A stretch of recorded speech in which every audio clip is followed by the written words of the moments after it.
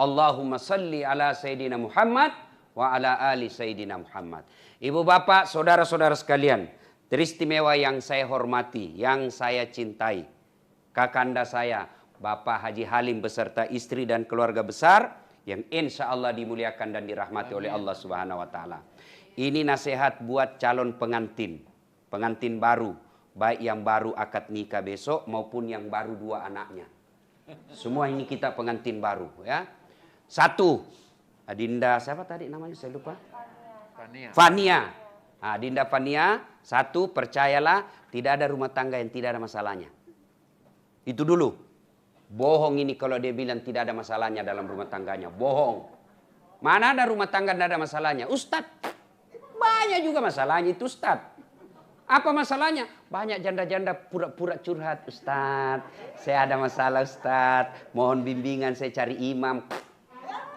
Semua ada masalah. Jangankan saya, Nabi, manusia mulia, namanya selalu digandengkan nama Allah. Coba. Allah pasti ada di sampingnya Muhammad. 2 kalimat syahadat, ada namanya Muhammad di dalam. Apa tidak ada masalah dalam rumah tangganya? Subhanallah. Pernah difitnah Aisyah selingkuh. Coba, itu Nabi. Ekonomi. Pernah Nabi 3 hari 3 malam tidak makan sampai cucu beliau Hasan Hussein pucat. Dalam struktur kekeluargaan, status sosial, bukan dibully. Diusir dari kampungnya, Bu. Dari Mekah diusir ke Madinah. Siapa yang usir? Pamannya sendiri. Itu Nabi. Apalagi ibu-ibu milenial. Hah? Waktu kita dipacari sopan betul. Iya dek, terserah adek aja dek. Saya ikut. Hati-hati sayang. Tuh ada batu. Waktu dipacari. Begitu sudah akad nikah dan punya anak. Tahan tuh kaki istrinya. Di mana kau simpan matamu goblok? Semua pasti ada masalah. Masalah apa dalam rumah tangga? 1, kesetiaan. Ini dulu, mana ada rumah tangga yang tidak pernah digoda suaminya. Suami kita baik, tapi perempuan banyak pelakor. Suami kita baik, tapi digodanya terus. Tambah lagi istrinya di rumah suka maki-maki. Akhirnya suami berpikir, ini bagus, parfumnya harum. Tutur katanya lembut, di rumah la haula wala quwata illa billah. Sudah. Ujian kesetiaan. Maka tidak mungkin ada laki-laki yang tidak pernah lepas dari godaan. Kesetiaan pasti ada. Itulah sebabnya kenapa Islam menghalalkan poligami. Kenapa? Karena laki-laki fitrahnya suka tergoda dengan syahwatnya. Daripada kalian tergoda dan berselingkuh, yuk nikah deh. Kasih jatah 4 kali. Dengan catatan mampu. Bukan cuma mampu seperti ekonominya Pak Halim. Enggak. Tapi apa? Mampu dipermalukan. Mampu dipecat. Mampu dibully. Mampu dimusuhi anak. Itu semua mampu. Kalau soal uang, orang kaya mampu. Tapi belum tentu mampu bersikap adil. 1. Masalah kesetiaan.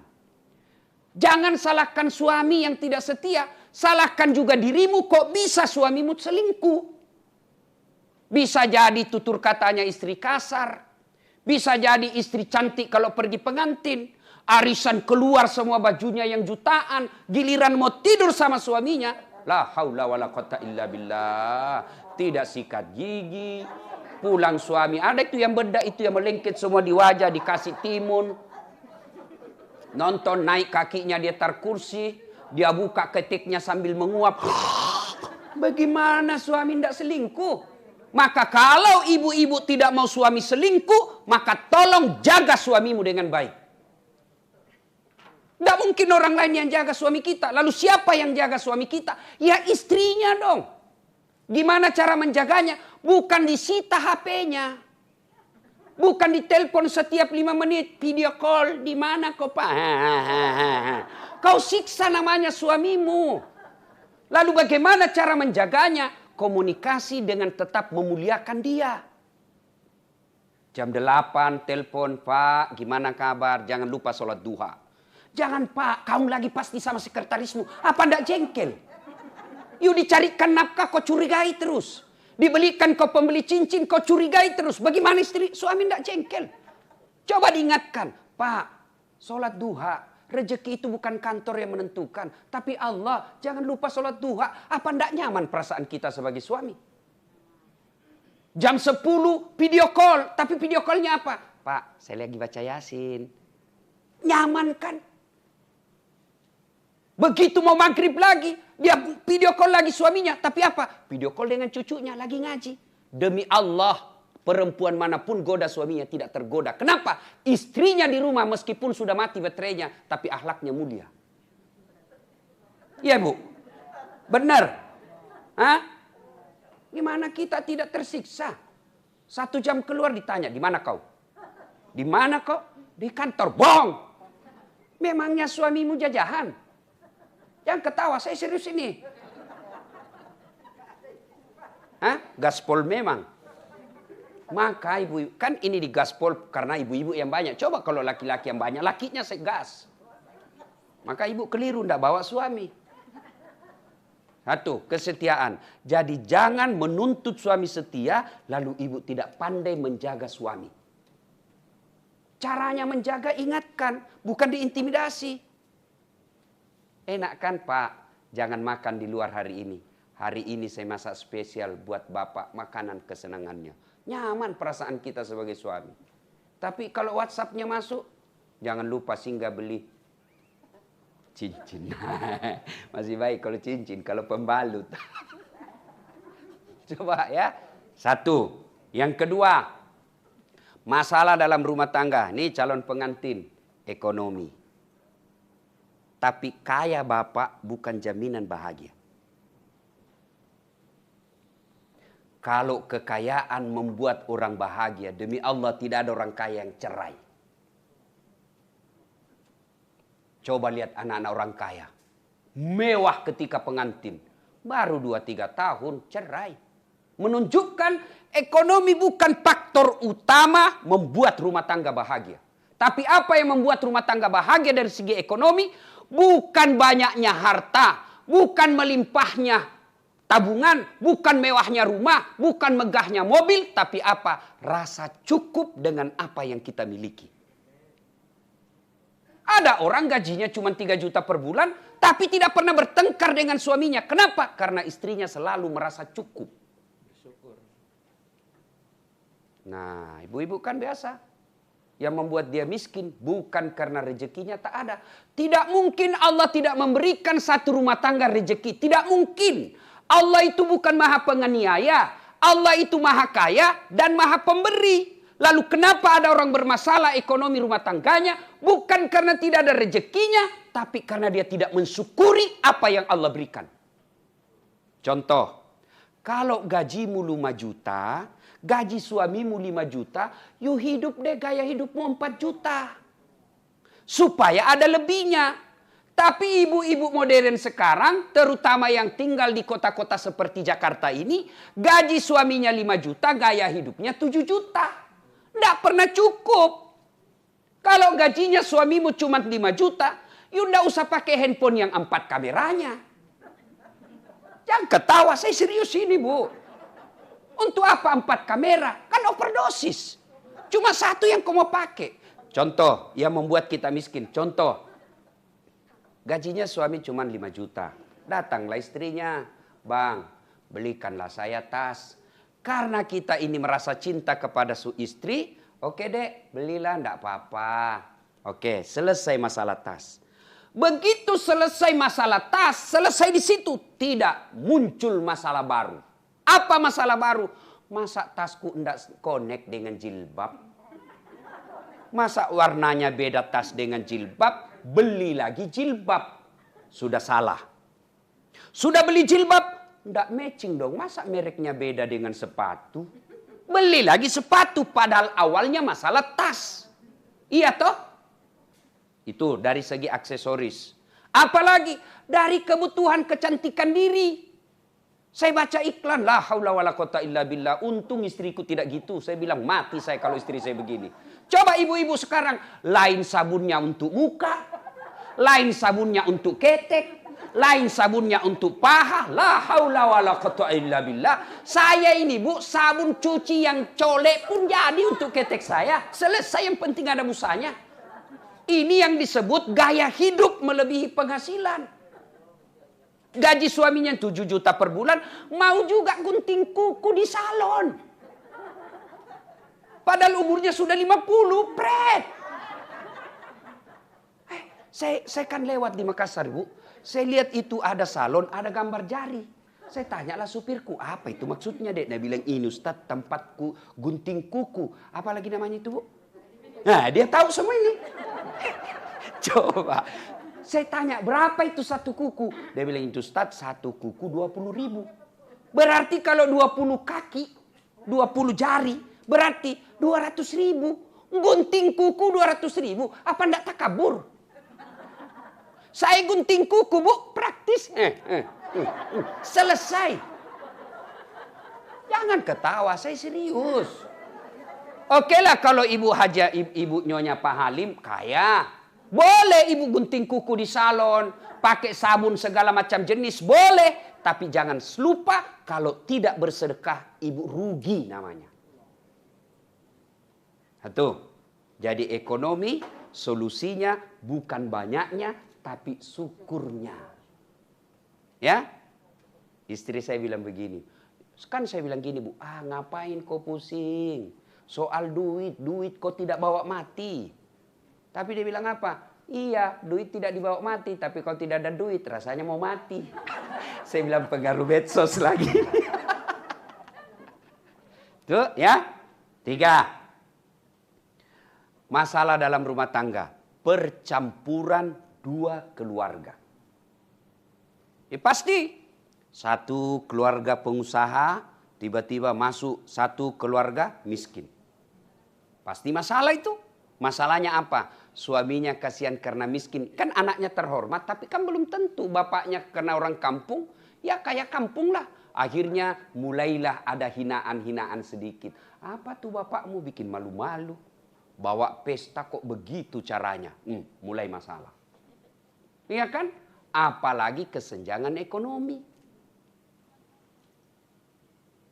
Percampuran 2 keluarga. Begitu kita bertengkar, mulai masuk curhat dan lain sebagainya. Maka apa solusinya? Banyak sebenarnya masalah dalam rumah tangga, tapi waktu terbatas. Nah sekarang apa solusinya? Begitu ada masalah dalam rumah tangga, Allah tidak menjelaskan, Das'at, Pak Halim, kalau ada masalah, jadi presiden dulu. Tidak. Bu Aja, kalau ada masalah, jadi kaya dulu. Tidak. Kalau ada masalahmu, kau jadi anggota DPR dulu. Tidak. Allah cuma minta, Das'at, ada masalahmu, ista'inu bis-sabri wassalah. Sabar, perbaiki solatmu, saya yang selesaikan masalahmu.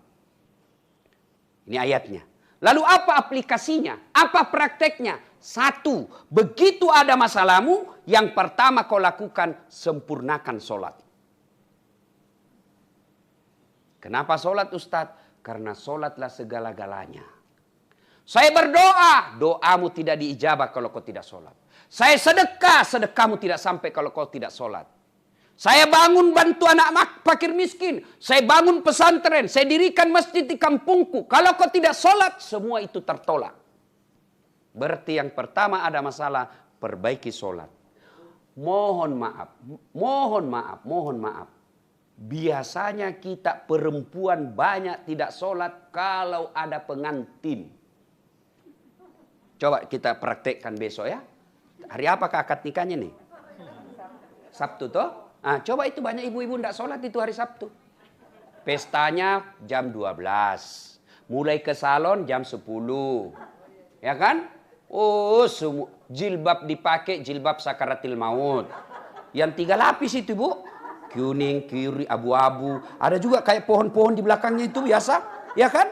Saya biasa bilang, bagaimana caranya pakai jilbab ini, Bu? Nih, saya ini keliling-keliling ceramah, Bu. Di Malaysia itu ibu-ibunya meskipun istri Perdana Menteri, istri orang kaya, jilbabnya sederhana. Paling ambil segitiga, kasih penita 1, selesai. Brunei juga begitu. Filipina Selatan juga begitu. Begitu kita masuk di Indonesia, Masya Allah. Bingung saya lihat jilbabnya ibu-ibu biasa. Coba, mukanya ada tembok, ada kayak kuning, krem, abu-abu. Kayak orang sudah tabrak tiang listrik. Bajunya sempit, roknya sempit. Jalanlah itu. Dia bilang suaminya, buru-buru ibu, terlambat. Dia bilang, tunggu sedikit pak. Beleng-beleng. Ayo, apa dilarang dandan? Enggak. Kalau ibu dandan supaya bangga suami di samping ibu, itu ibadah. Menyenangkan hati suami. Tapi kalau gara-gara dandan ibu tidak sholat, itulah yang disebut beleng-beleng. Hayya 'alas sholat. Suaminya bilang, bu, kau pergi sholat. Kau sudah 4 kali umroh. Habis duitku haji plus. Kau pergi sholat. Apa kata istrinya? Sadar kok pak. Saya sadar ini. Saya suruh kau sholat. Kau ndak lihat ini jilbabku 1 jam dipakai. Pret. Ya. Bagaimana kalau mau dandan Ustaz? Dandan dulu. Baru wudhu dulu. Baru dandan. Jadi ibu wudhu dulu baru dandan. Sudah itu tahan kentut. Biar ibu sudah wudhu tapi kentut batal. Dia bilang sedikit aja ke Ustaz. Udah keluar semua. Tetap batal. Ya. Coba. Nah. Adindaku calon pengantin. Begitu ada masalah besok. Sudah deh.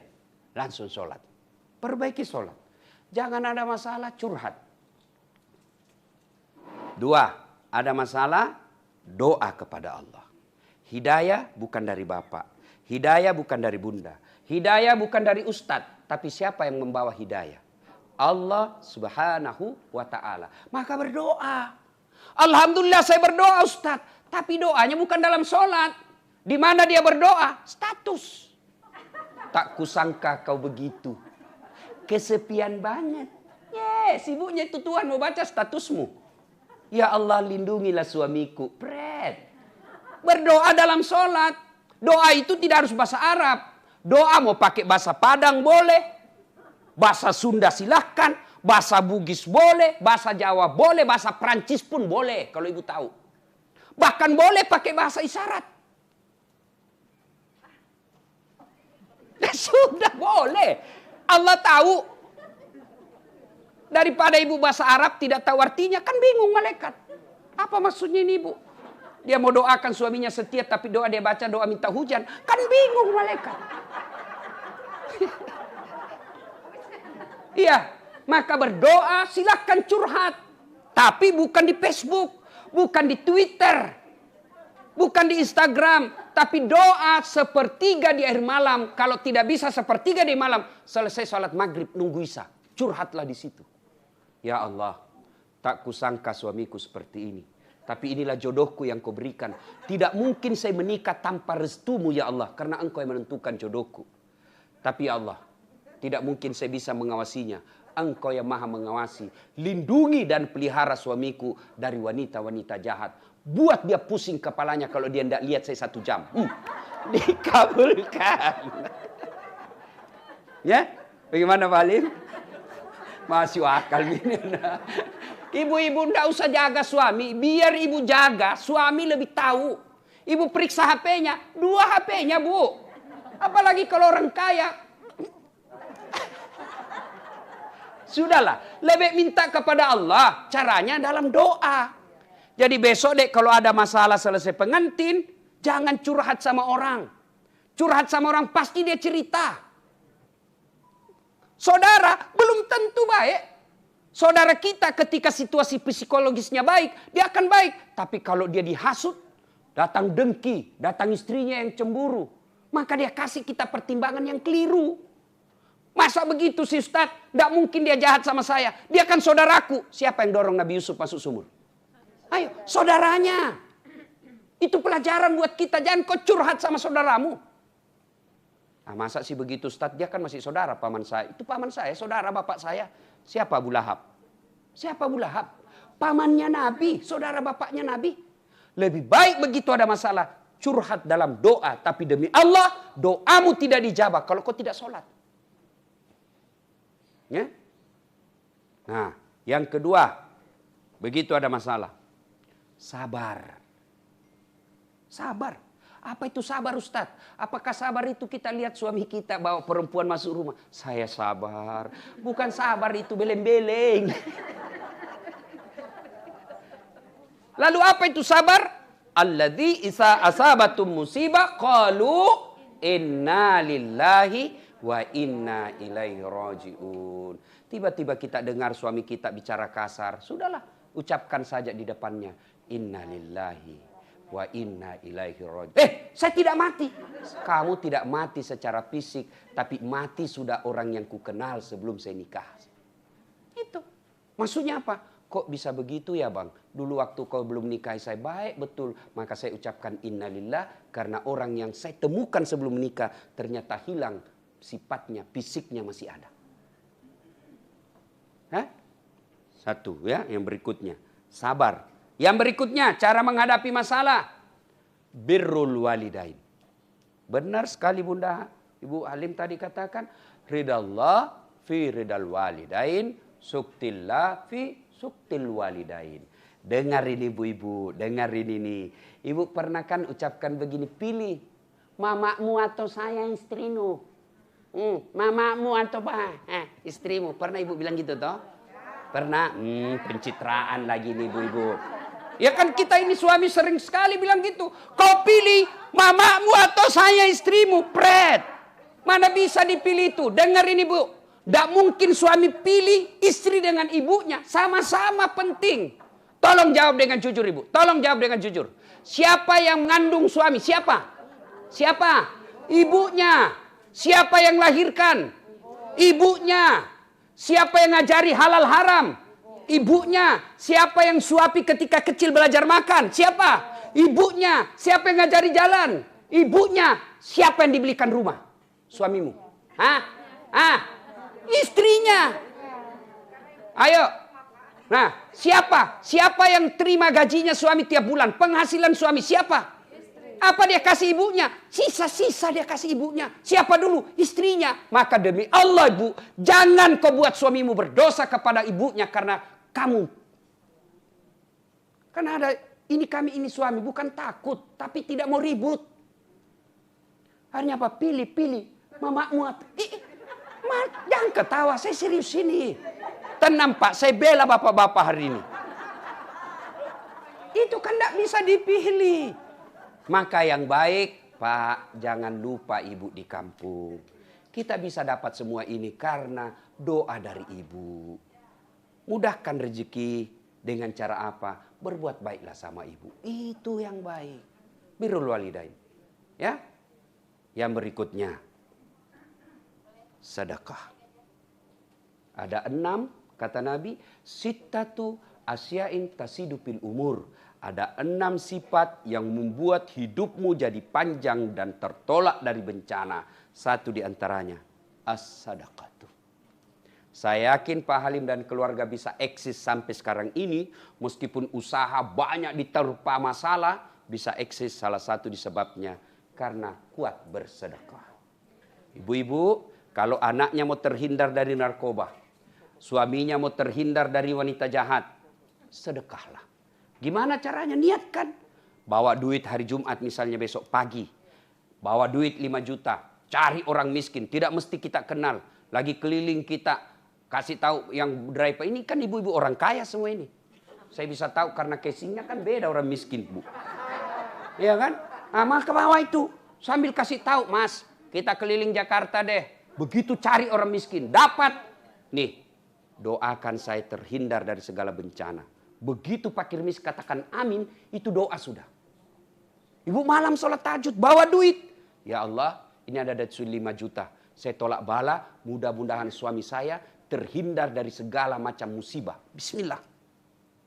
Sedekah. Dan demi Allah, tidak ada orang bangkrut gara-gara rajin sedekah. Ibu-ibu rajin sedekah. Cuma nanti mau kadaluarsa. Panggil anaknya, nak. Kasih itu tetangga di sebelah daripada basi. Sedekahlah. Ya, sedekahlah. Ibu-ibu, halo bu. Bu, ini kan banyak semua selek berliannya. Emasnya ya bu. Nah, tebal-tebal semua ibu. Ya. Ibu-ibu, kalau meninggal siapa yang pakai itu emas ibu? Berlian. Hah? Bukan, istri kedua. Ibu sudah mati, suami pasti kawin lagi. Dia buka lah itu cincinnya ibu dari jari. Maafkan saya. Oh. Dia buka lah gelangnya ibu. Ini waktu saya pengganti hadiah ulang tahun. Hadiah ulang tahun saya yang ke-30 ini ibu. Dia buka. 3 bulan kemudian dia gembira. Dia kasihlah istrinya yang baru. Bu, ini waktu hadiah ulang tahun 30 tahun saya menikah dulu. Karena ibu sudah wafat, ini untuk kamu. Maka sebelum itu terjadi, Bu.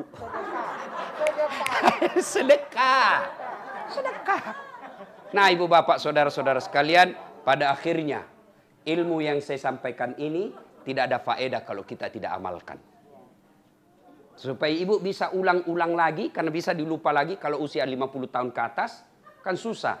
Yang susah dilupa itu kesalahan suami. Itu lalu diingat. Tapi kalau dakwah seperti ini sampai di rumah sudah mulai dilupa.